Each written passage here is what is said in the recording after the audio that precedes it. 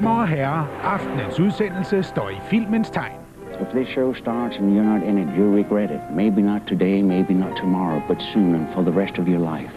And what if they lose? The contestants will always have Monte Carlo. If they lose that too, you have the tax wheel. Well, won't you help me?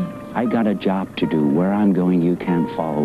What I got to do, you can't be any part of. You'll understand that someday. People are looking at you, kid.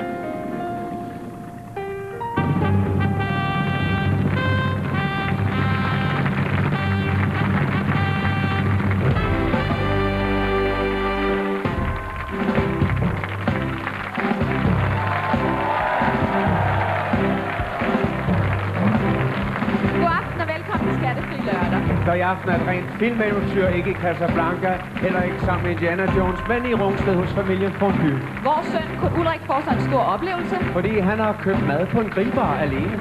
Og vi skal besøge Viggo i Monte Carlo. Til gengæld kommer Thomas Helmi ind og præsenterer nyt materiale. Det gør ugens helte dansker også.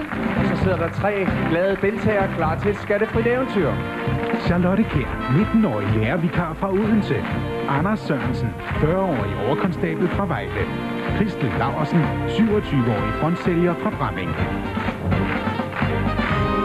Held og lykke alle 3. Om aftens gæst kan man sige, at hun har sat sit kvalitetsmærke på dansk film. Man kan sige, at Freund flytter hjemmefra. Det bliver i familien. Man kan sige sekten og Jan Gunnar altså. Ja, for fiskereklamerne, dem instruerede hun også, så antallet af kødædende danskere faldt drastisk. Man kan sige, at hun er en kvinde, der har styr på familierne. I aften har hun simpelthen bare styr på sig selv. Mine damer og herrer, tager vel imod instruktør Susanne Bier.